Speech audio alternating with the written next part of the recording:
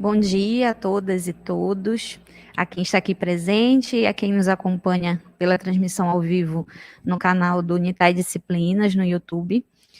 Hoje nós vamos realizar aqui uma palestra com uma convidada super especial, que veio diretamente de Campinas para compartilhar seus conhecimentos, suas experiências conosco aqui no PPG Simes. Então, a gente vai fazer hoje, né? A palestra tem como tema Políticas de Ensino Superior no Brasil, ampliação do acesso e diversificação do público estudantil. Quem vai ministrar é a professora Ana Maria Carneiro, né?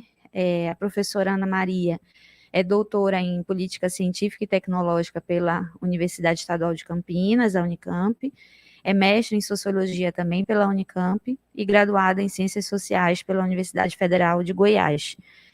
Possui pós-doutorado em Avaliação em Ciência, Tecnologia e Inovação. Atualmente é pesquisadora do Núcleo de Estudos de Políticas Públicas, UNEP, da Unicamp, professora participante do Programa de Pós-Graduação em Política Científica e Tecnológica, também vinculado à Unicamp, coordenadora associada do Laboratório de Estudos de Educação Superior, vinculado ao UNEP, e coordenadora associada do Grupo de Estudos sobre a Organização da Pesquisa e da Inovação, também na Unicamp.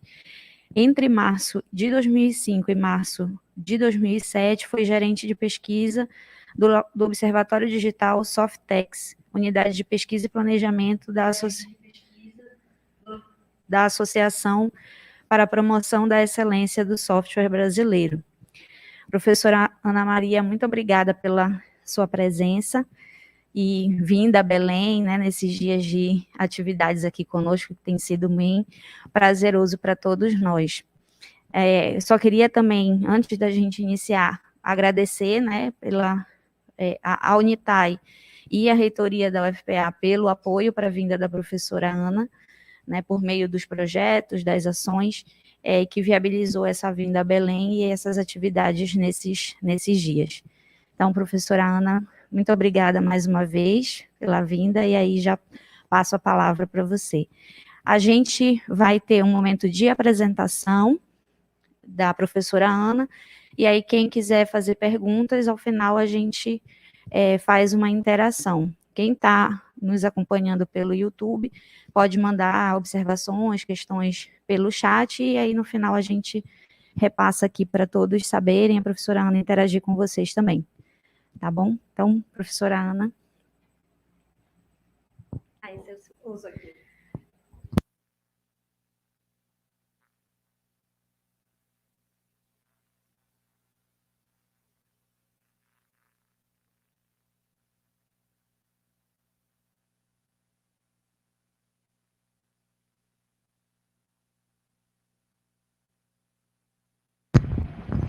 Agora sim. Bom dia. Agradecer de novo o convite para a vinda aqui para Belém, também essa oportunidade de apresentar esse trabalho. E vamos lá, depois a gente fica disponível para perguntas, né? Essa apresentação é baseada no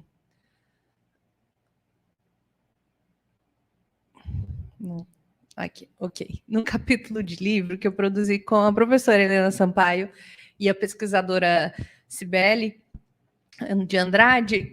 A Cibele é pesquisadora lá do NEP, né, minha colega no NEP, e a Helena é professora da Faculdade de Educação lá na Unicamp, e a gente juntas vem trabalhando já há bastante tempo sobre políticas de educação superior e alguns temas, né? Esse capítulo faz parte do livro Política Pública no Brasil, organizado pelo professor Carlos Raul Etulain, que é professor da Faculdade de Ciências Aplicadas da Unicamp, e também é o coordenador agora do Núcleo de Estudos de Políticas Públicas, né? E sugiro, né, a leitura do livro, quem tem interesse em políticas públicas, além desse capítulo sobre educação superior, tem toda uma discussão de várias outras políticas públicas, né, no Brasil. É um trabalho junto com a Universidade de Córdoba, na Argentina, né, um paralelo estudando as políticas públicas no Brasil e na Argentina. Nesse trabalho, a gente busca trabalhar duas questões relativamente simples, né? Mas buscando dados disponíveis, né, sobre esses temas, né?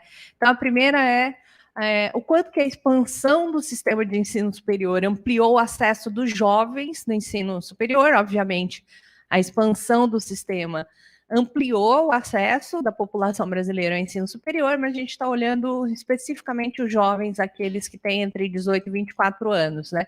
Que seria a idade esperada, de acordo com os parâmetros brasileiros, para estar no ensino superior. E a segunda pergunta é se essa ampliação resultou em uma maior democratização desse nível de ensino no país, né? Então, a primeira coisa que a gente discute, né, quando vai falar do ensino superior, é falar que essa expansão do ensino superior está ligada aos avanços na educação básica, né? Porque, segundo a própria LDB, o acesso ao ensino superior é facultado àqueles que concluíram a educação básica, né? Então, primeiro, né, até meados da década de 80, tinham baixos níveis de conclusão do primeiro ciclo de educação básica, o ensino fundamental, mas desde os anos 90 já tem todo um processo de correção desses fluxos ligados a várias políticas, o que levou à universalização do ensino fundamental para crianças de 6 a 14 anos. Aí a gente vê que ainda permanecem alguns desafios, né, mesmo atualmente, né? Primeiro, fazer que esses jovens de maior desvantagem socioeconômica consigam se manter na escola e fazer avançar, e eu acredito, mesmo essa nossa reflexão sendo feita antes da pandemia, ficou ainda maior, né, no pós-pandemia, e oferecer o ensino superior para a parte da população que concluiu, então, a educação básica, né? E o maior desafio é especificamente no ensino médio, né? E aí tem avanços, né, durante todo esse período, tem limites e tem desafios que decorrem dessa grande desigualdade que existe no país, que se acaba ocorrendo também no âmbito educacional. Só para um pouco situar, né, quem não estuda muito essa área de ensino superior, e eu acho que e principalmente para a gente que está em instituições públicas, né, eu acho que é importante lembrar que o setor de ensino superior no Brasil ele é formado por dois segmentos, né? Tem o setor público, né, que é financiado com recursos públicos, que é gratuito para os estudantes, né? E ele é formado, né, pelas universidades federais, pelas estaduais e algumas municipais, que normalmente são mais seletivas e de maior qualidade, né? E tem um grande setor privado, que é mantido por meio das mensalidades pagas pelos estudantes, que tem enfrentado bastante desafios aí também pelo contexto da pandemia, né, e tem passado por mudanças estruturais bem grandes, né? Ele é formado por instituições de diferentes tipos e tem uma qualidade acadêmica mais heterogênea. Nesse setor a gente encontra desde instituições de elite, né, de nicho, até grandes conglomerados que são com fins lucrativos, que oferecem ensino padronizado em várias regiões do país. Mas eu acho que se a gente está falando de expansão do sistema, se a gente está falando de democratização, a gente não pode olhar só para o setor público. Por isso que eu trouxe, né, e a gente trabalha no capítulo, os dados de todo o setor. Então, só para a gente ver isso ao longo do tempo, né? Essa é uma informação do Censo da Educação Superior. Se a gente olha a percentual de matrículas em cursos de graduação por categoria administrativa, que é esse segmento público e privado, né? O segmento público, ele corresponde a apenas 22,5% das matrículas, né? Então, a gente sempre tem que ter isso em mente, né? Qualquer democratização que aconteça no setor público, isso equivale a um percentual muito pequeno do setor inteiro, né? E o setor privado equivale, em 2020, a 77,5% das matrículas, né? E isso foi se expandindo ao longo do tempo. Aqui trouxe uma série histórica só a partir de 2010, né? Mas mesmo com, depois a gente vai ver isso, mesmo com a expansão grande que houve nas instituições federais, elas ainda representam um percentual pequeno do total de matrículas do país, né? O que coloca desafios da gente pensar para frente como que pode acontecer a expansão de matrículas no setor público, que é uma das metas do Plano Nacional de Educação, né, de 2014. Né?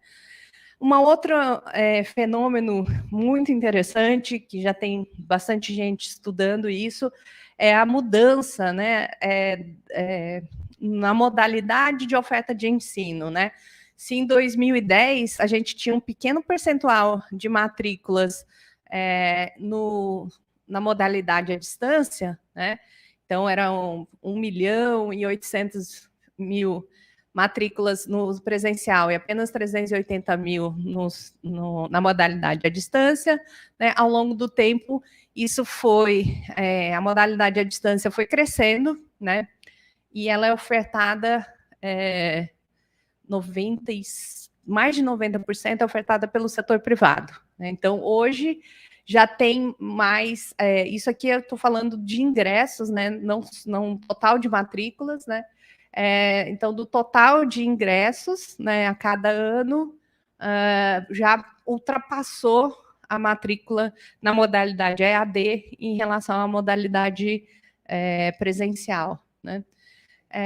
E aqui, se a gente olha o número de instituições, houve um processo de criação de novas instituições, de consolidação, fusão entre instituições, principalmente no setor privado, né? Então, aqui a gente vê a mudança ao longo a cada 5 anos, né?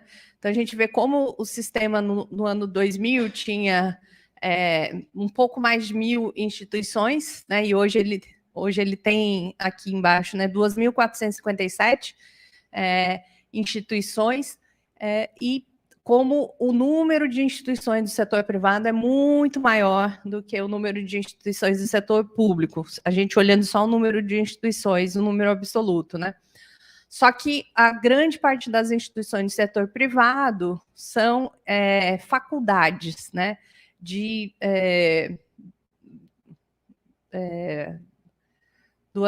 Quase 2.000 instituições privadas, 1.752 são instituições, na forma de organização de faculdades, né, que são mais segmentadas, são menores, né, o número de matrícula é menor. O número de universidades, e esse é um dado interessante, entre o setor público e privado é semelhante, né, são 112 universidades públicas para 91 universidades privadas, e essa modalidade, né, esse tipo de organização acadêmica é o que concentra o maior número de matrículas, apesar de ser numericamente menor em termos de número de instituições, né? Agora eu quero falar um pouco das políticas explícitas, né?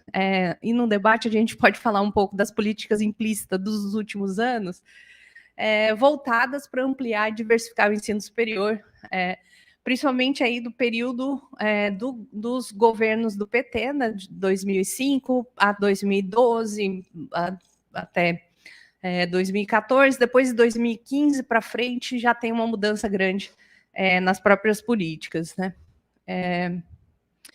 Então, a primeira coisa, né? Como a gente viu que o setor tem o ensino superior no Brasil tem 2 grandes setores, foram criadas políticas nas 2 frentes, né? Então, para o setor público, teve uma série de políticas voltadas para as universidades públicas federais e para as instituições privadas também, né? Então, no caso das universidades públicas federais, foi o programa Reúne, né? Provavelmente muitos de vocês conhecem e experimentaram esse processo, né? É o programa de apoio a planos de reestruturação e expansão das universidades federais, e também, em 2012, é criada a lei de cotas. Depois eu vou falar de cada um dessas políticas, né? Para as instituições privadas, foram criados 2 programas, né, o ProUni e o FIES, que são para o financiamento, porque é o centro nevrálgico dessas instituições, para o financiamento do acesso dos estudantes, né, a essas instituições, né? Então, o REUNI, só resumindo aqui, ele vigorou de 2007 a 2012. A principal meta era aumentar o número de estudantes nas universidades públicas federais, e as instituições poderiam apresentar vários tipos de projetos, né? Elas poderiam sugerir, né, propor a implantação de novos campi, criar novos cursos, aumentar o número de vagas em cursos já existentes e oferecer também cursos noturno, que são considerados como forma de ampliar o acesso de estudantes em situação mais vulnerável ou de situação socioeconômica mais baixa, né? E aí, é interessante que, por um lado, teve um crescimento no número de instituições, no número de vagas e no número de cursos, né? Mas, e aí, a matrícula nas instituições federais representa apenas 15% do total de matrículas do ensino superior no Brasil, né? Então, se a gente olha aqui o segmento federal, ele praticamente duplicou de tamanho, né, em termos de matrícula, né? Enquanto os outros segmentos não houve um grande crescimento aqui, né, entre os períodos, né? E o setor municipal, inclusive, diminuiu, provavelmente por conta de incorporação de algumas instituições em outras estaduais, né? E o que é interessante é que esse percentual de matrículas é menor do que o sistema representava em 2000, antes do início do REUNI. Então, teve, né, todo o crescimento das instituições, das vagas e dos cursos, mas não teve um crescimento equivalente na expansão das matrículas, né? E aí, provavelmente por vários motivos, mas também provavelmente pelo crescimento maior do segmento privado, né? A outra questão é a lei de cotas, né? O país já tinha uma experiência bem rica de ações afirmativas antes de 2012, né? As primeiras começam a existir em 2002, em várias instituições, em vários estados, né? Esse é um mapa que foi produzido pelo Instituto Nacional de Ciência e Tecnologia de Ações Afirmativas, e pela UNB. Óbvio que aqui não vai dar para vocês verem a riqueza desse mapa, mas eu deixo a referência aí depois e a disponibilização do arquivo também. Mas ele mostra, né, nessa legenda o tipo de ação afirmativa que estava disponibilizada já, e aí todo o mapeamento de como isso acontecia em todas as instituições no país todo, né? Então, já tinha uma experiência grande de ações afirmativas no Brasil pré-cotas.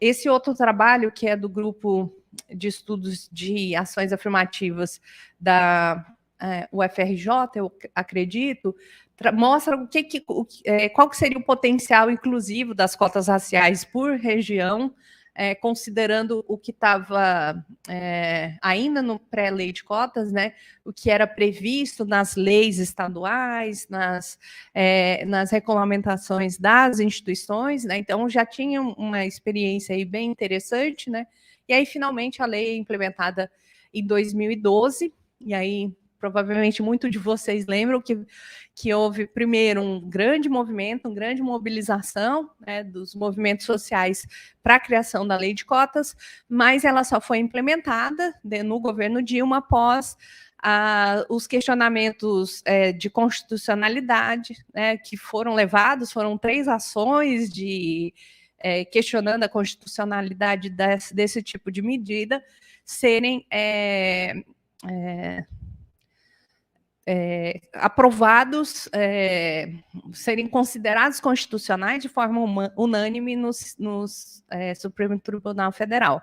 Então, isso acontece, né, a criação da lei acontece nesse momento. Eu acho que precisa dar o conector está pendurado. Começou a ficar azul aqui para quem está na sala.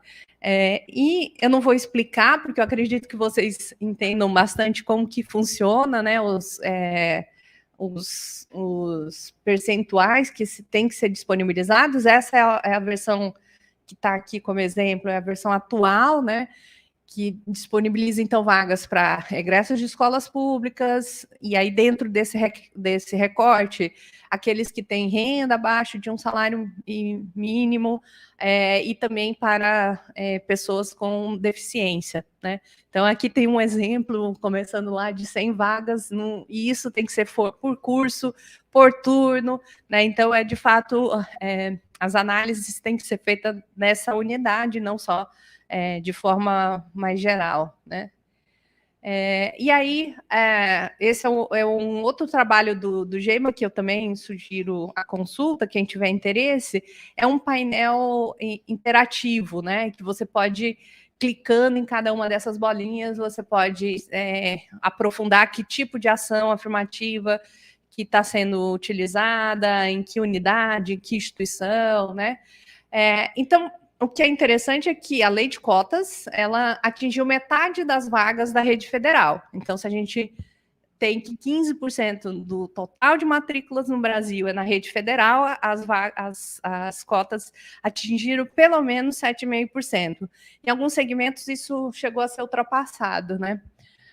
Então, mas o impacto, e isso é importante ser dito, ele não pode ser mensurado só nessa questão quantitativa, porque seria um pouco decepcionante, né? Se fazer todo esse esforço para atingir um percentual relativamente pequeno de estudantes, né? Mas sim o que significa incluir, né, estudantes negros, indígenas, provenientes de escolas públicas e em universidades públicas, que representam um segmento de qualidade no Sistema Nacional de Ensino Superior e também que dão acesso a instituições de qualidade, que podem ter um impacto na mobilidade social desses estudantes e podem levá-los a ocupar postos tanto em instituições públicas, quanto instituições privadas, quanto na administração pública, né? Isso tem que ser acompanhado no longo prazo, tem um impacto importante aí na mudança, né,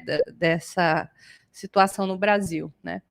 O ProUni, né, ele já foi criado em 2005, né? E é um programa de isenção fiscal, né? A gente normalmente fala, o bolsista ProUni, né? Que é a linguagem utilizada, mas a pessoa não recebe uma bolsa, ela não recebe nenhum dinheiro, né? Ela tem a instituição no qual ela está como bolsista, recebe uma isenção fiscal, e aí as instituições devem oferecer essa bolsa integral, que significa o não pagamento da mensalidade para cada 9 estudantes regularmente pagantes. Tem algumas especificidades, né? Não trouxe aqui para não estender demais a apresentação, mas tem critérios, né? O que é diferente, por exemplo, do FIES, que só adotou critérios bem depois, né? Bem depois do auge dos contratos, né? Então, não pode ter diploma de ensino superior, tem que ter renda mensal até um salário mínimo e meio, né? Para ter a concessão da bolsa integral, ou 3 salários para a bolsa parcial, de 25 a 50. Tem que ter uma pontuação mínima de desempenho acadêmico no Enem. Tem que ter cursado o ensino médio em escola pública ou em escola privada com bolsista. E também tem reserva de bolsas para pessoas com deficiência e estudantes que se declaram pretos, pardos ou indígenas, né? Então, esse é o quadro de evolução do ProUni desde 2006, né? A barrinha azul é o total de bolsas, né? As vermelhas são as integrais e as verdes são as parciais. Então, no começo, a gente tinha uma concessão de bolsas integral maior do que as bolsas parciais, mas ao longo do tempo isso vai alterando com algumas oscilações, né? Então, que é interessante notar, essa escala está em milhares, né? A gente tem no auge cerca de 350 mil bolsas, o que é relativamente pouco, pensando que hoje a gente tem cerca de 8 milhões de matrículas, 75% disso no segmento privado. Mas ele é mais estável do que a gente vai ver agora com o FIES, né? O FIES é um programa de crédito estudantil, então significa que o estudante no final, ou já durante o curso, tem que começar a pagar as mensalidades, né, do crédito que ele obteve. Ele foi criado em 2001, mas ele foi bastante alterado e ampliado em 2011, e durante bastante tempo ele não tinha critério nem de renda, nem de pontuação no Enem. Então, o que acontecia era que muitos estudantes de posição bastante privilegiada conseguiam o recurso do FIES, porque era muito mais barato eles usarem o recurso do FIES do que eles usarem o recurso próprio familiar, né? Então, tinha algumas propagandas assim, pegue o FIES e aí você deposita num investimento todo mês o valor do que seria, né, o que você tem que pagar por FIES. No final, você paga o FIES e ainda vai ter um rendimento, né? Então, foi um programa que só em 2015 eles colocado uma pontuação mínima, né? E não podia ter tirado nota zero na redação do Enem, né? E também é estabelecido, né, uma renda mensal bruta de até 20 salários mínimos, né? E ele teve um comportamento bastante errático, né? Ele tem um máximo de contratos em 2014, né? E depois ele cai bastante, chegando a menos de 200 mil contratos em 2017, né? Então, nesse momento aqui do auge da concessão, tanto do FIES quanto do ProUni, né?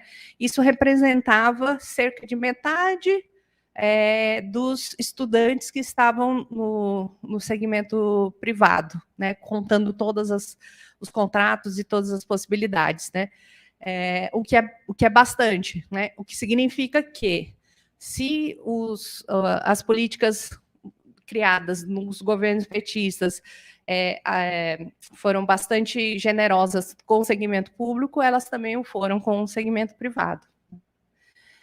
E aí, olhando quais foram os efeitos do ProUni e do FIES, né? Então, primeiro, como eu já mencionei, o ProUni ele tem uma escala menor que o FIES, mas ele é mais constante, né? Então, ele teve um crescimento contínuo e ele representava ali 8% do total de matrículas em 2017, né? O FIES já teve aquele crescimento vertiginoso entre 2010 e 2014, de 2015 para frente, ele passou por várias e sucessivas reformulações, teve forte retração, e ele passou a ter um impacto mais restrito na ampliação do acesso, né? E aí, voltando nas duas perguntas, né? Essa expansão incorporar uma parcela maior de jovens, né? Então, primeiro, só queria mostrar um dado de 2018 que situa o Brasil frente aos outros países da OCDE, né? Que o Brasil entra como, ele não é membro da OCDE, mas ele entra como convidado, né? Então, algumas análises incluem o Brasil, né? Então, aqui o Brasil tem cerca de 20% da sua população entre 25 e 34 anos, que seria aquele momento que já se espera que a população tenha tido acesso ao ensino superior, que eles concluíram o ensino terciário, né? O ensino, no nosso caso, é principalmente ensino superior, né? Isso aqui, mais ou menos uns 50% tem o nível secundário e os demais têm só a educação fundamental, né? Abaixo de fundamental, né? A média da OCDE é de um pouco acima de 40% com acesso ao ensino superior, né? Então, a gente ainda está bastante atrás desses países, né? E mesmo atrás de países aqui, né, vizinhos, né, como a Costa Rica, que tem quase 30%, né, e outros países daqui da América Latina, né. Mas o que é interessante é que a gente ainda está, comparativamente com outros países,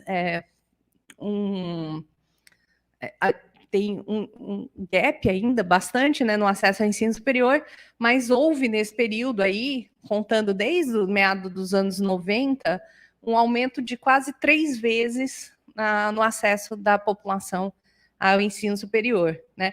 A população de 18 a 24 anos, né, que é aquela população jovem que a gente estava de olho, né? Então, teve realmente um aumento da escolaridade da população, do acesso ao ensino superior e do acesso dos jovens ao ensino superior, né? E aí a segunda pergunta, essa ampliação, ela significou efetivamente uma maior democratização do nível de ensino, né? Então, vamos lá olhar os efeitos das cotas só nas instituições federais, né? Que adotaram as cotas, né? Então, a gente vê que ao longo do período, né, a partir de 2012, a participação de estudantes egressos de escola pública ampliou e passou, inclusive, do percentual que estava previsto nas cotas, né? O percentual de escola pública e pretos, pardos e indígenas também foi bastante ampliado. De escola pública e renda menor que um salário mínimo também cresceu, mas cresceu relativamente menos, né? E a escola pública, pretos, pardos e indígenas e renda cresceu 10 pontos percentuais praticamente, né? Então, eu trouxe aqui uma citação, né, alguns trechos desse outro texto, né, que de dois servidores do IPEA, do INEP, que pesquisam o ensino superior há bastante tempo, pesquisadores muito sérios, que fizeram esse texto bem recente sobre os impactos, o balanço dos 10 anos da política federal de cotas na educação superior. Então, primeiro, né, além do aumento, né, desse crescimento, como a lei coloca que tem que ser por curso, né, turno, instituição, né, não só dentro da instituição, houve uma mudança qualitativa dos cursos e provavelmente vocês percebem isso no dia a dia, né? E os cursos que foram mais transformados são aqueles que tinham menos diversidade, que tinham menos estudantes de escola pública, que tinham menos estudantes negros, né, e indígenas, né? Então, que são os cursos mais competitivos, mais seletivos, mais prestigiados e também com maior potencial de retornos econômicos no mercado de trabalho. Então, é isso que dá aquele caráter não só quantitativo, mas o caráter qualitativo que é importante para esse tipo de análise, né? Em vários casos, teve uma ampliação da presença para além dos percentuais mínimos exigidos na lei, né? Então, ele teve não só um efeito mecânico, né, de inclusão do público-alvo, mas também, e isso é interessante, né, gerou incentivos para que estudantes que normalmente não tentariam instituições públicas tentassem. Então, abriu essa possibilidade, né, de ver assim, para mim também, não é uma coisa que é exclusiva para outros, né, mais ricos. Então, ele, de certa forma, demonstra uma demanda reprimida, né, pelo ensino superior, né? E, inclusive, uma mudança de incentivos, né, para que os estudantes tentem esse tipo de instituição, né? Além disso, tinha alguns, eles apontam, né, usando também trabalhos de outros autores, né, que, primeiro, aquele risco que as pessoas tinham de que os estudantes vão sair da escola privada, vão para a escola pública para driblar as cotas, né? Então, vão fazer todo o ensino fundamental na melhor escola privada e depois vai para uma escola pública fraquinha para driblar as cotas. Isso não foi observado. A migração que aconteceu e foi observada, normalmente era de escolas que a qualidade era mais baixa. Então, já eram escolas que as famílias faziam um esforço muito grande, né, para manter os estudantes na escola privada, né, mas que, em termos de qualidade, não era tão diferente das escolas públicas, né. O efeito das escolas técnicas, né, também tinha esse risco, né, assim, os estudantes vão, né, grande parte das cotas vai ser ocupada por estudantes de escolas técnicas. Só que, nesse período, as escolas técnicas, tanto as federais quanto grande parte das estaduais, também adotaram cotas e outras ações afirmativas. Então, esse efeito, ele meio que se dilui, porque se você coloca que também tem que ter estudante de escola pública do fundamental no médio técnico, né, quando eles vão tentar o ensino superior, essa representatividade fica garantida, né? Agora, tem um critério que eles questionam, e eu acho que é interessante para discutir, que é o critério de renda. Ele é muito amplo, né? 1,5 salário mínimo per capita, né? Então, segundo a PNAD de 2012, isso representava 72% do público-alvo das cotas, né? Então, o critério talvez deveria ser mais baixo. Ele acaba tendo um efeito, ele chama de creaming, né? Que é pegando a nata em relação a esse critério de renda. Então, que ele não consegue beneficiar o grupo mais vulnerável em termos socioeconômicos, né? E aqui, agora a gente vamos olhar para todo mundo, não só para as instituições públicas federais, né? E aí a gente aqui vê um pouco do efeito das 4 políticas lá, né? Então, olhando só a população de 18 a 24 anos por quintil de renda. Então, pega a distribuição de renda, né? E aí, usando dados das PNADs, de 95 a 2017, o quintil 1 são os estudantes, são os jovens, né, com menor renda, e o quintil 5 são aqueles com maior renda, né? Então a gente vê que houve um crescimento, né, a partir ali de meados dos anos 2000, houve um crescimento em todos os quintis, né? Inclusive no menor quintil de renda, né, que não tinha quase nada. Então, se você compara esse ponto com esse ponto, é um crescimento enorme. Mas se a gente vê o quanto que de pessoas que tem, né, nessas faixas, né, ainda é muito pequeno o acesso. Isso aqui eu estou falando em percentual, não estou falando no número absoluto da população, que é muito maior nessas faixas mais baixas, né? E o acesso, né, do quintil 5 já era muito maior que os outros quintis de renda, né? E ele continua, esse gap ele continua, ele se mantém, né? Então, a diferença aqui, né, entre esses quintis aqui e esse daqui é quase a mesma. Então, o acesso ele aumenta, né? O acesso para todas as faixas de renda. As faixas mais baixas têm um crescimento relativo bastante alto, né? Mas as faixas mais altas ainda têm acesso maior, né, ao ensino superior, né? E a outra questão é em termos de raça, né? Segundo a cor, raça autodeclarada, né? Também olhando 18 a 24 anos. A gente não está olhando todo mundo, também dados da PNAD, né? Então, e aqui números absolutos, né? O volume, né? A quantidade de pessoas brancas que tiveram acesso ao ensino superior. E aqui é interessante a gente falar que o acesso chegou a entrar no ensino superior em algum momento, não necessariamente concluiu, né? Que é as análises que a gente costuma fazer. Então, a gente vê que a população preto, pardo e indígena era muito pequena no ensino superior e tem um crescimento bem grande ao longo do tempo, né? Quase chegando nos mesmos patamares em números absolutos da população branca, dessa mesma faixa etária, né? Se a gente olha em termos percentuais, aqui sim a gente consegue ver a diferenciação, né? A mudança da diferença, né? Se esse gap era enorme, né, no acesso ao ensino superior, no final ele está bem menor, né?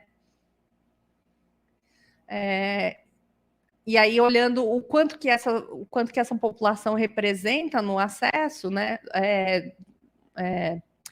o percentual da população de 18 a 24 anos ainda tem uma diferença entre as duas populações, né? Mas, ou seja, cresceu o acesso das duas, né, ao ensino superior, e essa diferença ainda se mantém, né? E aí, em termos de desafios, né, e aqui eu vou concluindo, né? Primeiro, a equidade de acesso por renda, né, para os jovens mais pobres, né, situados do primeiro ao terceiro quintil de renda, apenas 7, 11, 18% tiveram acesso ao ensino superior em 2017. Né? Então, ainda é muito baixo, como a gente viu lá no gráfico. Né? Em termos de cor e raça, os pretos, pardos e indígenas, teve um movimento contínuo, lento, né, de atingir essa equidade em relação aos jovens que se autodeclaram brancos. Né? E aí um desafio né, grande parte dessa inequidade não está no ensino superior, ela está, quando a gente olha a população como um todo, né, ela está na educação básica. Porque os jovens, né, mais pobres e os pretos, pardos e indígenas, eles vão se perdendo aí no fluxo educacional, não conclui uma parte, uma parte menor não conclui a educação fundamental, e uma parte grande não conclui o ensino médio. Então, eles não estão nem habilitados formalmente para o acesso ao ensino superior, né? E o outro desafio é garantir a conclusão, né? Então, olhar essas trajetórias estudantis e não apenas a entrada, não olhar só apenas o acesso. Acho que era isso. Obrigada.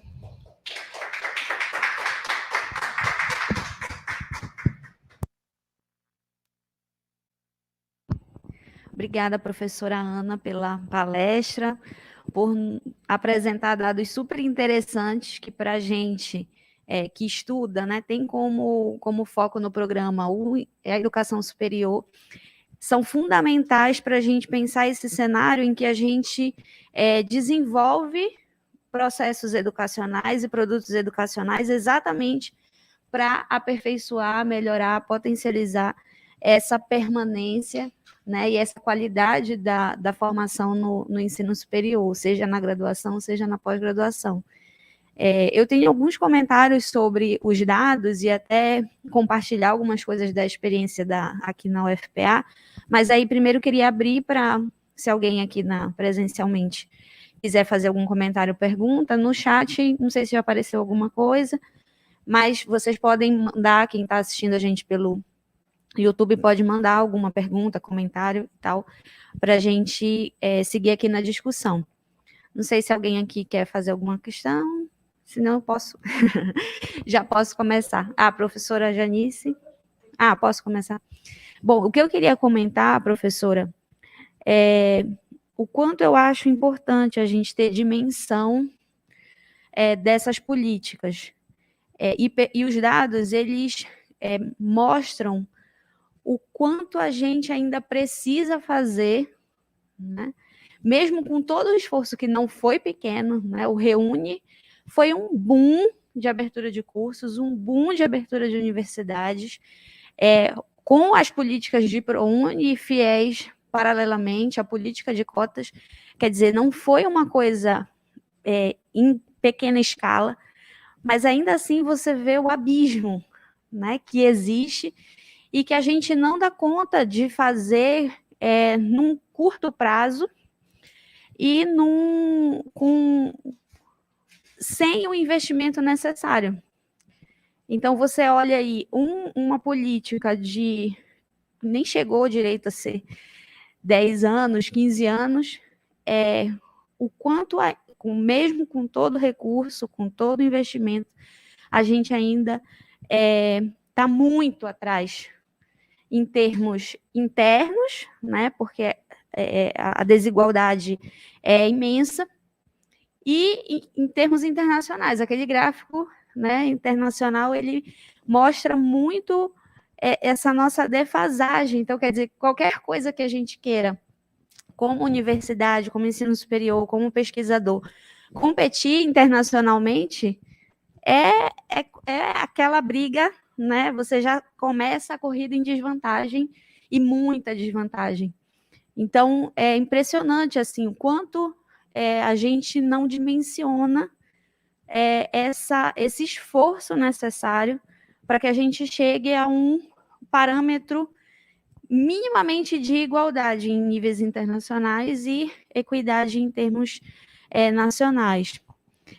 Agora, um dado que eu ouvi recentemente, nem é uma coisa que está estruturada ainda, mas foi uma coisa que me impressionou muito e eu queria compartilhar com vocês com relação a esse mito, né? Você vai colocar estudantes de escola pública, pessoas que supostamente estão menos preparadas para dentro da universidade. Eu lembro bem como foi esse processo de início das cotas, né? Eu fui da última turma sem cotas, inclusive, quando era do ensino médio, era contra as cotas, né? Branca, estudante de escola privada, obviamente, contra as cotas. Bastou eu pisar aqui no primeiro dia de aula para ver minha turma toda branca, de escola privada, para entender por que era necessária a cota. E até hoje há muita resistência na comunidade acadêmica em relação a isso, porque as pessoas vêm menos preparadas, porque as pessoas têm menos condições de permanecer na universidade, a universidade tem que se preocupar com o ensino e não em conseguir dar condições mínimas para as pessoas continuarem os seus estudos. Então, isso não seria a missão da universidade, né? A universidade tem que se preocupar em ensinar com qualidade, e aí deixa o menino se virar para comer, para ter aula, para poder se transportar até aqui.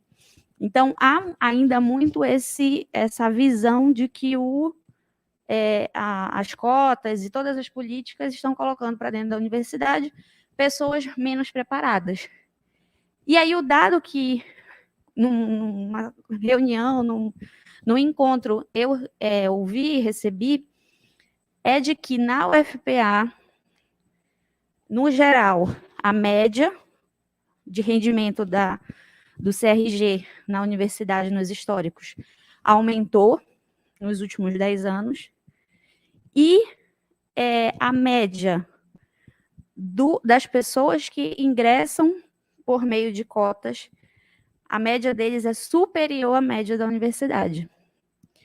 E entre as pessoas que entraram por cotas, a média das pessoas que entraram por cotas e recebem algum tipo de assistência da universidade pela assistência estudantil, a média ainda é superior a essa média geral da universidade. Então, isso para mim, fiquei arrepiada, porque eu disse, não, né? As políticas têm um impacto e esses dados precisam ser visibilizados, porque é isso, você dá condições, você não só, né, fazer o ingresso, mas dar condições para que as pessoas cursem com qualidade, faz muita e toda a diferença.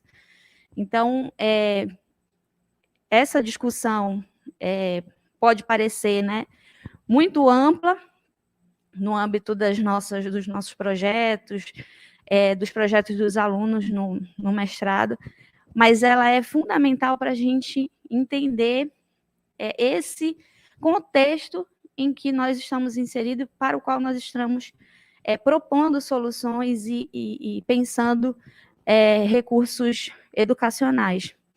Então, achei, assim, muito, muito rica a sua fala, e que bom que nós temos vários alunos aqui e também acompanhando a live, para que isso sirva, né, de contexto, de reflexão para todo mundo, né? Porque a gente não está falando de um público homogêneo, a gente está falando de um público diverso, e que essa diversidade não desqualifica a universidade, pelo contrário, há indícios claros, né, de que ela qualifica, melhora, né, a universidade.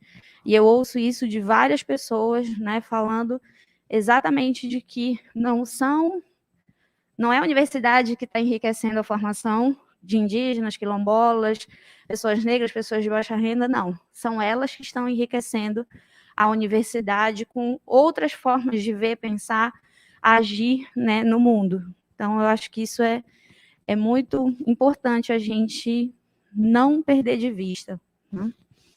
Mas são mais comentários do que propriamente perguntas, dúvidas, porque a sua fala me remeteu a muitas coisas que a gente tem discutido aqui institucionalmente, né, ou mesmo dentro do programa.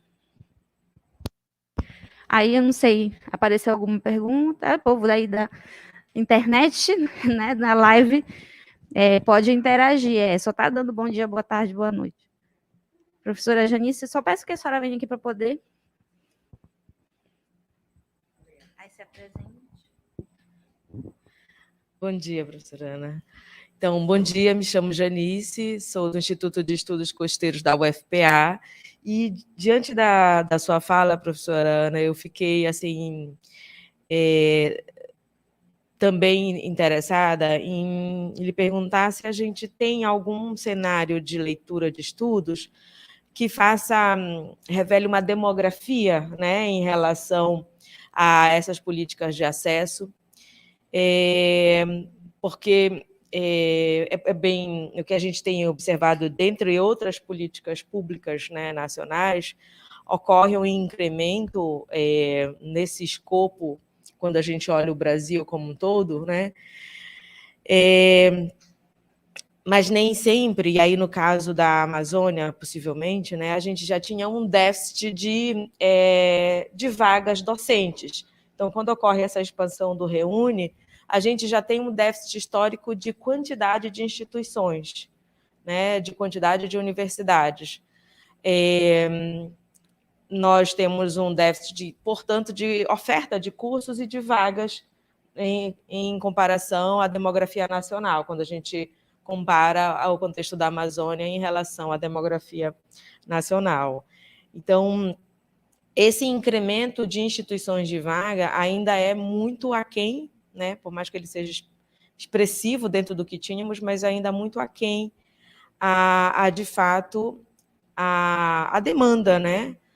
E, então, eu queria saber se você conhece algum recorte demográfico, né, que analisa o reflexo da política de cotas e de acesso, né, às ações afirmativas nesse sentido, porque eu presinto que a gente tem performances ainda mais marcantes, ou seja, de acesso e de ingresso de pessoas que representam uma diversidade ainda mais expressiva do país, né, mas que num quantitativo ainda menor. Eu tendo a acreditar que essa demografia vai indicar que houve um aumento global, mas que um aumento no sul e no sudeste do país de vagas e de instituições, né, será que foram proporcionalmente maior ainda, né, em comparação com outras regiões? Então, eu não sei se um pouco queria se refletir sobre essa demografia e de que maneira que a gente não pode também discutir um olhar dessas políticas de acesso nesse contexto histórico, né? Porque essas lacunas, essas defasagens de acesso, elas têm tanto esse processo histórico do percurso educacional, mas também um déficit histórico de oportunidade de investimento de ciência e educação pela própria constituição demográfica, da demografia social e econômica do Brasil, né? Então, eu queria um pouco lhe ouvir assim, em relação a essa reflexão, comparação da Amazônia, da região norte, em relação ao Brasil como um todo.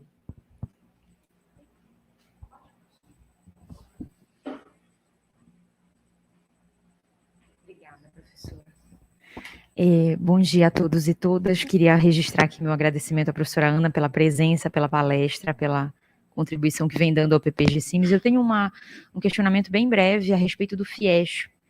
Nos últimos dias eu vi uma reportagem, não sei se, não me recordo exatamente onde, mas me falando a respeito do nível de endividamento que para algumas famílias a participação nesse programa vem gerando. E aí o dado, não me lembro com precisão da informação, mas dizia que praticamente 40% das pessoas que aderiram ao programa estão com parcelas ou um número, quase um ano de inadimplência do pagamento desse financiamento. E aí, claro que o meu ponto não é lhe ouvir a respeito disso, mas contextualmente pensando nesse momento em que o país está, né, de uma crise, enfim, em vários aspectos, mas numa possível modificação, como que a senhora vê a continuidade desses programas, talvez nesse momento de enxugar as políticas, que isso já vem ocorrendo de forma bastante contraditória em alguns casos, mas a própria permanência de algumas delas, considerando esse novo cenário que o país tem, né, de esse dado do endividamento eu fiquei muito assustada, porque isso deve estar impactando fortemente na vida dessas pessoas que até então nunca estariam no banco de uma universidade e agora talvez nem estejam, por não estarem conseguindo quitar, ou se estiverem, estão com uma dívida aí por muitos anos para quitar. Então, eu queria a sua opinião a respeito disso, como a senhora vê essa manutenção desses programas num futuro talvez breve aí de possível reconfiguração do país. Obrigada.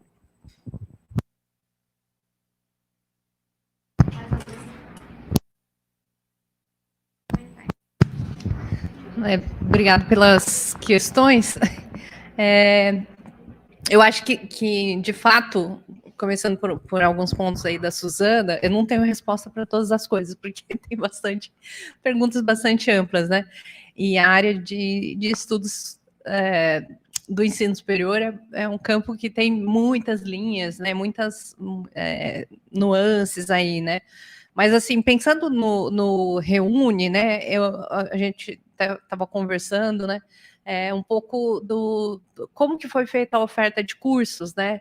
Então, eu não sei até que ponto que houve uma análise muito estratégica da oferta de curso, olhando as demandas que existiam nas regiões e também a oferta que já existia no setor privado, né? Porque eu tenho visto várias colegas que se formaram na mesma época no doutorado e foram, né? Fizeram concursos, né?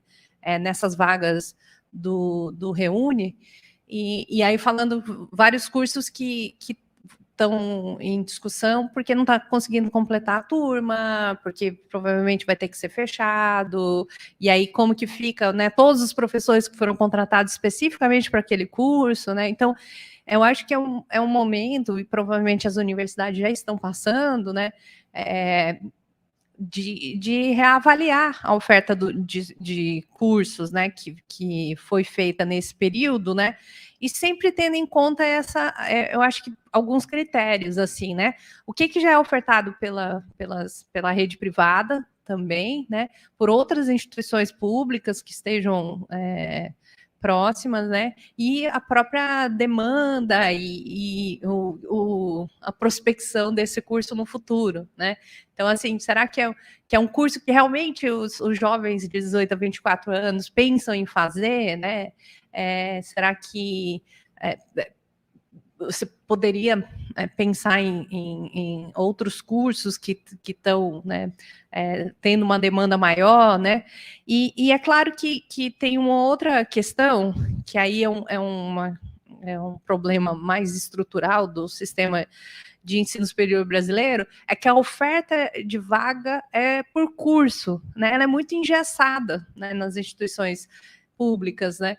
E até nas instituições privadas, porque a regulação se dá por curso. Então, você quer criar um curso com X vagas, você tem que fazer um projeto, você tem que submeter lá para o Ministério da Educação, né? As universidades têm autonomia para fazer isso, por isso que tanto no setor público quanto no setor privado tem essa demanda por se tornar uma universidade, e para poder ter essa autonomia de fazer a oferta de cursos, né? E aí a regulação vem no final, quando a primeira turma está sendo formada, né? Mas é essa questão, né? O aluno com 16, 17 anos tem que escolher se ele quer entre 120 cursos ofertados numa instituição ou numa região, né? Sem saber muito qual que é a diferença entre engenharia elétrica, engenharia da computação, engenharia da produção, engenharia da manufatura, engenharia civil, engenharia, né, assim, só contando das engenharias, né?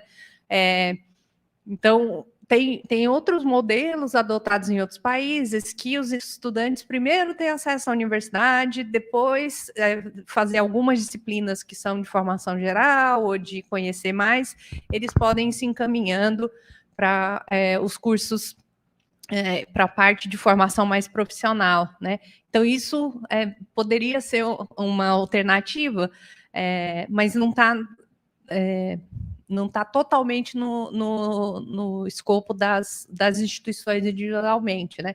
Então, várias instituições que adotaram os bacharelados interdisciplinares chegaram numa certa solução para isso, né? Porque entra em grandes áreas, né, interdisciplinares, e depois continua a formação no segundo curso, né? Então, eu acho que essa questão do Reúne inclui essa discussão sobre a própria oferta de cursos, né?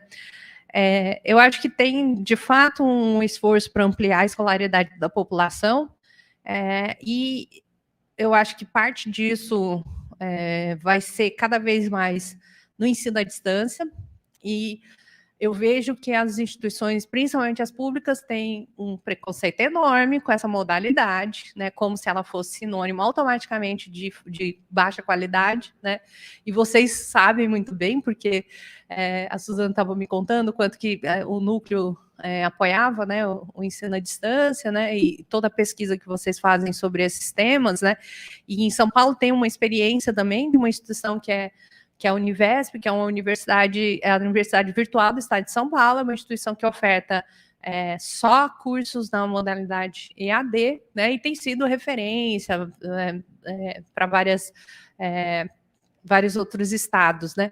Então, eu acho que é um debate que as instituições públicas têm que começar a entrar, né. Teve a iniciativa da Universidade Aberta do Brasil, né, que depois acabou morrendo, que tinha uma estrutura interessante, né, porque não precisava, usava a própria estrutura das universidades federais, mas se a gente está pensando em Plano Nacional da Educação, de atingir 33% de escolaridade, né, de ensino superior da população de 18 a 24 anos, não vejo muito como isso pode se dar no setor público no modo presencial, né? Eu acho que e tem uma meta específica de aumentar o ingresso, né, no setor público também, no Plano Nacional de Educação. Pensando que aquilo não é uma ficção e é alguma coisa que deveria ser perseguida, né, eu acho que deveria se discutir, né, esse tema, né. A Suzana colocou aí a questão do mito do acesso das ações afirmativas e do desempenho, né, e eu queria, na verdade, mudar um pouco o jeito de olhar, né, porque muita gente fala assim, vai cair a qualidade, né? Tinha toda essa preocupação, né? E a gente viu que não caiu, né? A qualidade das instituições, né? E aí foram feitas análises muito cuidadosas, comparando estudantes que tinham entrado com nota semelhante, né? Porque também no acesso por ação afirmativa, né? Tem um efeito que é chamado, né, por esses autores de creaming, né, que é você, em certos critérios, conseguir a nata daquela população, né? Você não está pegando uma amostra totalmente representativa daquela população, né?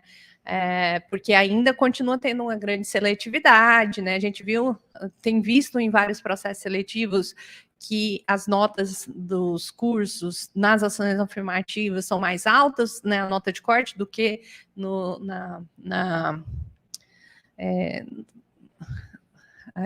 ampla concorrência, né, que inclusive os estudantes ficam lá fazendo cálculo, tenta aqui, tenta ali, eu tenho direito à ação afirmativa, mas aqui a nota está mais alta, então eu vou por aqui, né, assim, acaba virando um grande exercício ali, né, um momento de se inscrever, né, mas, na verdade, eu queria, além desse argumento que é inegável, assim, que, na verdade, a diversidade, ela aumenta a qualidade da universidade, da instituição, porque ela traz para o dia a dia das aulas, para o dia a dia da convivência dos estudantes, né, a possibilidade de desenvolvimento de determinadas competências, né, que basta, assim, tendo contato com essa diversidade, se for de uma forma respeitosa, porque não basta aumentar estruturalmente o número, né, você tem que ser num ambiente que seja adequado, que tenha um clima favorável para isso, né, você aumenta a qualidade do que é ensinado, né, além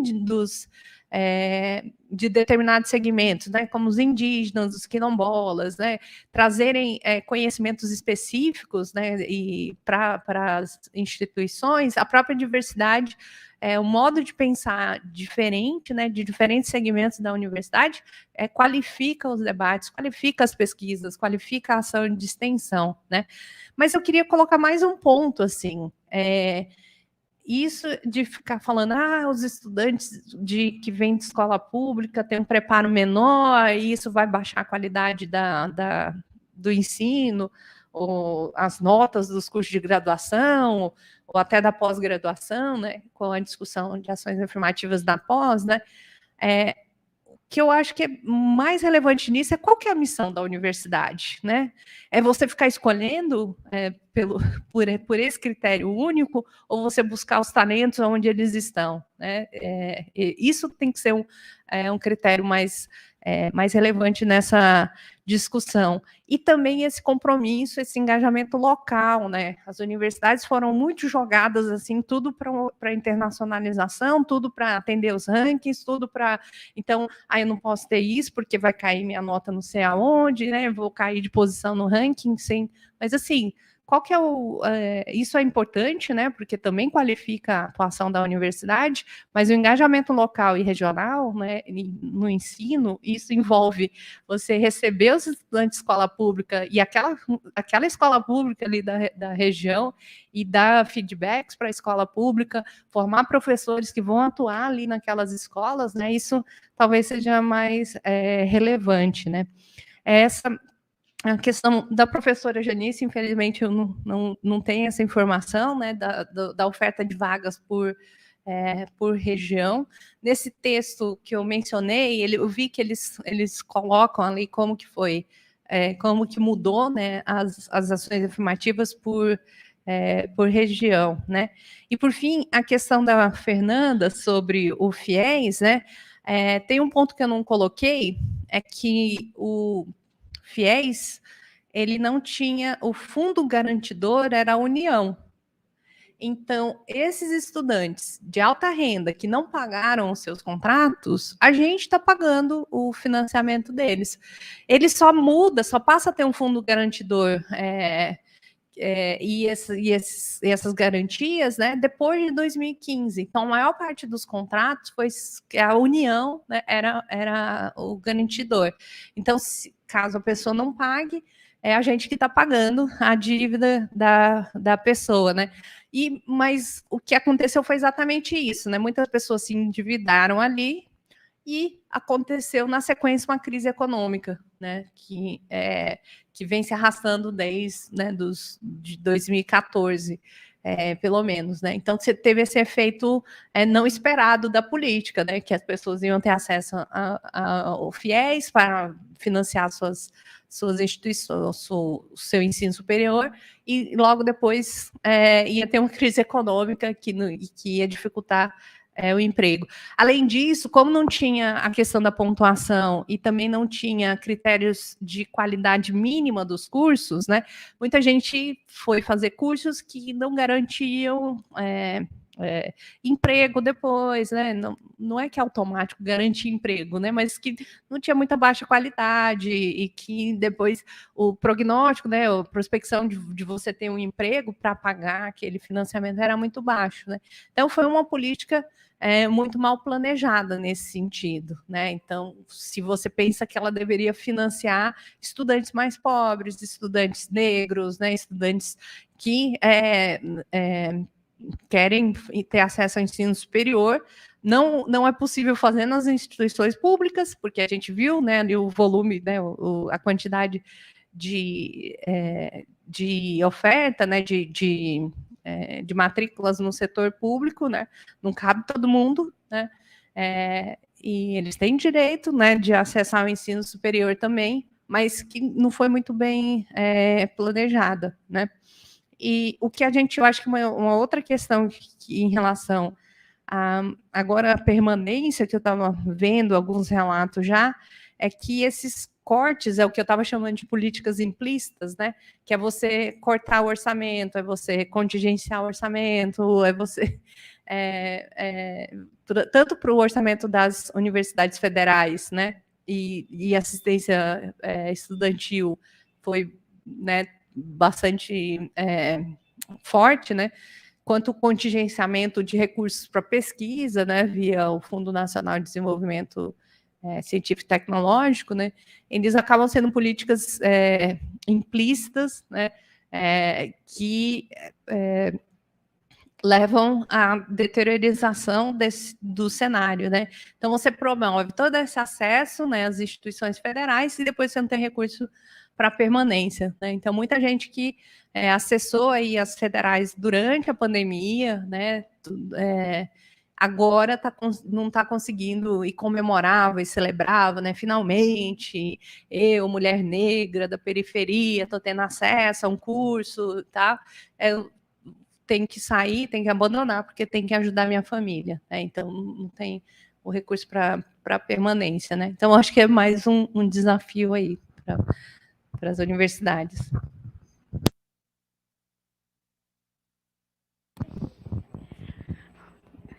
Professora, muitas questões, assim, cada etapa, não né? Não é as perguntas, mas várias questões que surgem assim nessa discussão, né? Desde a questão do ingresso, da permanência, do acompanhamento desse impacto posteriormente, né? Quando essas pessoas se formam ou continuam a sua formação e aí vão atuar de forma mais supostamente qualificada na sociedade, enfim.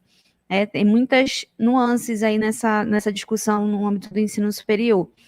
Nós temos aqui 2 perguntas, 3 já, mas o Renan Vale, no YouTube, que está presencialmente, mas fez a pergunta pelo YouTube, gostaria de perguntar sobre os estudos de evasão. Né, ele diz que a questão do ensino superior, o ingresso e tudo mais é importante, mas como está se dando essa permanência e, no caso, também a evasão. Né? Se já há esses estudos com dados nacionais com relação a essa dificuldade, né, da permanência e da conclusão dos cursos. A Mônica Figueiredo, que também está presente, mandou a pergunta pelo chat. Gostaria de saber o que a senhora acha sobre as ações afirmativas, cotas na pós-graduação. Que aí já é uma discussão ainda mais recente, né? E o Bruno, que está realmente à distância, o Bruno Ferreira, pergunta quais os desafios mais urgentes para o financiamento da educação superior a partir do ano que vem, né, dado o desmonte dessas políticas nos últimos anos, nos anos mais recentes. Perguntas grandes e complexas. Na verdade, eu vou falar um pouco de cada uma, mas vou um pouco sugerir também outros estudos, né? Os estudos sobre evasão é um tema muito interessante, que também tenho estudado. Tem algumas formas de você estudar a evasão, né? A forma que a gente mais utiliza é a evasão do curso, né? Então, a pessoa entrou naquele curso, não concluiu, por algum motivo, é considerada evasão. Mas tem outras formas de analisar, né? Você pode avaliar também a evasão por instituição. Ela demanda uma integração melhor dos registros, né? Mas e você tem que olhar ao longo do tempo, né? Todas essas você tem que, na verdade, olhar ao longo do tempo, porque aí você olha, o estudante entrou naquele curso, evadiu, voltou e concluiu um outro curso da mesma instituição. Então, a gente não considera que ele tenha evadido da instituição, ou às vezes ele muda de curso, né? Então, você pode analisar também no nível da instituição. E tem um outro nível, que é a evasão do ensino superior. Então, você dá um determinado tempo e olha quem ingressou, olhando os mesmos indivíduos, e olha depois se eles chegaram a concluir algum curso de ensino superior, independente se foi o mesmo curso, se foi na mesma instituição, né? Mas mantendo-se dentro do ensino superior, desse nível, né? Os estudos que eu acho mais interessantes em relação à evasão são os acompanhamentos que o INEP tem feito de estudos de coortes, né? Então, eles pegam, por exemplo, eu acho que a primeira turma que eles começaram a fazer isso foi a turma de 2010. Então, pegaram todos os ingressantes em 2010, em todos os cursos do Brasil, e foram fazendo análise, acompanhando o tempo, ao longo do tempo, né? E aí, ao longo do tempo, eles vão calculando, a cada semestre, a cada ano, eles vão calculando as taxas de evasão, as taxas de retenção e as taxas de conclusão, né? E aí vai olhando isso ao longo do tempo. E aí o estudo é muito interessante, porque aí tem você vê alguns fenômenos, assim, que, primeiro que os tempos de conclusão estão se alongando, né? E isso para as instituições públicas, para as instituições privadas é lucro, né? Para as públicas é uma preocupação, porque você garante que a pessoa vai concluir, mas ela está, de certa forma, ocupando o lugar ou recursos que poderiam ser para outra, mais uma pessoa se formar, né? Mas olhando de forma nacional, os dados são estarrecedores, assim.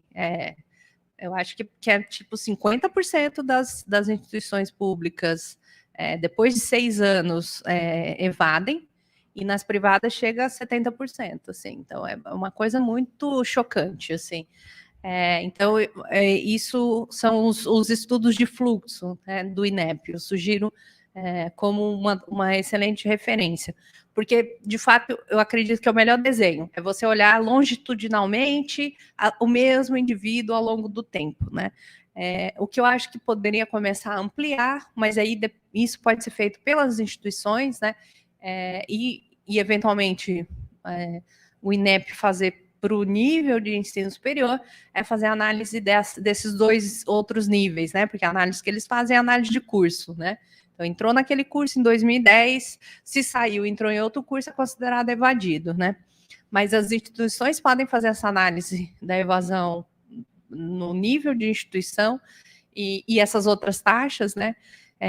E o INEP poderia fazer esse estudo de nível de ensino superior também. Então, acompanhando a coorte que entrou em 2010, independente de qual curso, qual instituição, né? E esses estudos, eles sempre devem ser feitos também no nível do curso, porque tem variações muito grandes de curso para curso, né? Então, grande parte das coisas que a gente analisa em ensino superior, você tem que descer no nível do curso, né? Porque as áreas têm um funcionamento diferente, tem lógica diferente, tem até os fatores de engajamento dos estudantes é diferente por área ou por curso ainda, né? Em relação às cotas na pós, né, já tem alguns estudos sobre isso, tem um trabalho,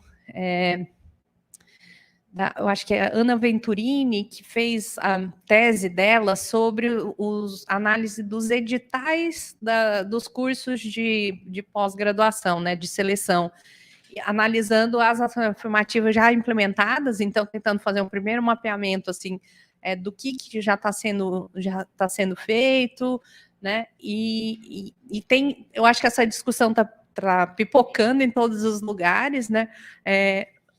Quando eu fui assessora na reitoria durante a gestão passada, que eu estava coordenando lá o processo de avaliação institucional, a gente fez um levantamento dos cursos da Unicamp que ofereciam já ações afirmativas, né, na pós. Então, tinha uma pergunta no formulário que todos os cursos, os 89 cursos, programas tinham que responder, né?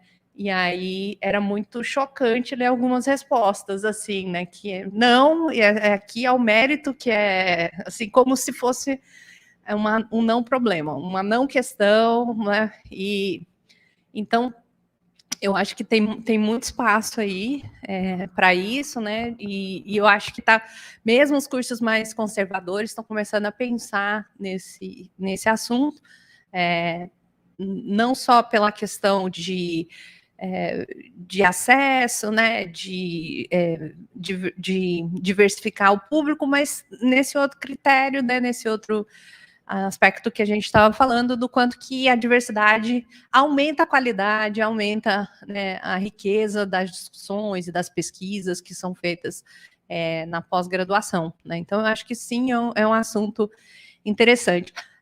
Mas, por outro lado, ao contrário do nível da graduação, que, em geral, tanto as instituições quanto o INEP tem muita informação, e aí você pode fazer essas análises assim, né? Olha, tá vendo? O acesso dos pretos, pardos e indígenas era desse tamanhozinho, com as ações afirmativas aumenta desse tamanho. Porque não tem esse mesmo dado nesse nível de qualidade,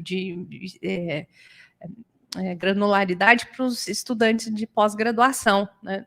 Eles não fazem parte do censo da educação superior, na plataforma Sucupira não tem toda essa informação, muitas vezes ela é informada pelo secretário de pós, não é autodeclarada pelo estudante, não tem uma uniformização nessa coleta desse dado nas instituições, né? Então, essa justificativa de falar, tá vendo que o acesso não representa nem a população de estudantes de graduação, a gente não tem esse dado de forma tão fácil, né?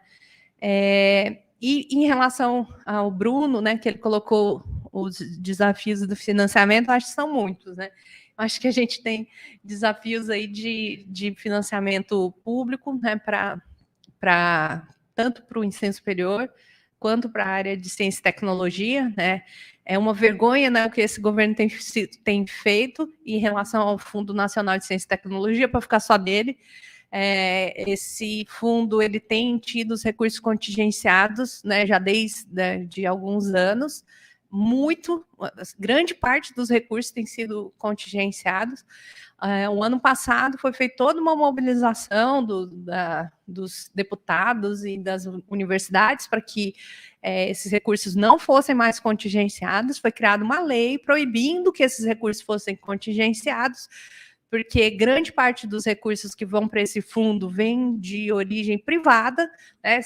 Vem dos fundos setoriais, que são contribuições de empresas ou contribuições que a gente fornece, né, quando paga a energia, quando paga a conta de telefone, né, e não é recurso do orçamento, né, e eles continuam sendo contingenciados, né, então tá descumprindo uma lei que foi criada o ano passado, né. Só para falar do fundo, né?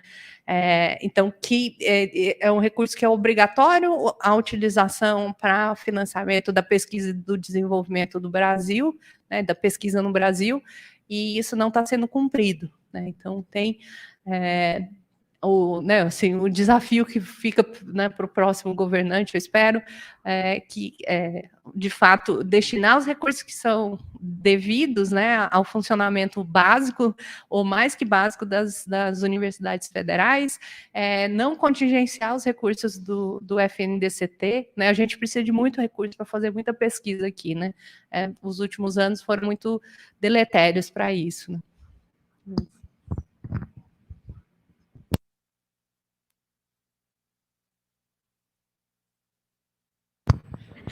Eu tô dando choque no microfone, gente, porque tá muito frio.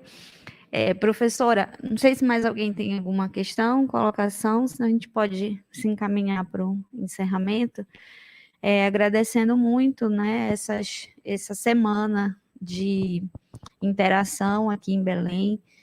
A gente pôde, né, falar sobre várias questões, até conhecer um pouco mais da realidade na Unicamp, você também conhecer a realidade aqui na UFPA, né, que é uma realidade muito diferente também de outras instituições que nós temos na Amazônia. Então, foi uma troca muito rica para a gente, né? A gente espera, né, que seja só a primeira vez que você venha, que a gente continue interagindo, porque os seus estudos, né, as metodologias que vocês estão desenvolvendo, para a gente é muito, muito rico, muito importante ter essas referências para caminhar com coisas aqui, com desafios enlouquecedores, né? Quando a gente vê desde a questão do financiamento, as questões políticas locais, o descompasso histórico da nossa região em relação ao país, questões básicas de alimentação, de saneamento, de acesso a direitos mínimos, né, da população que a gente ainda não consegue vencer.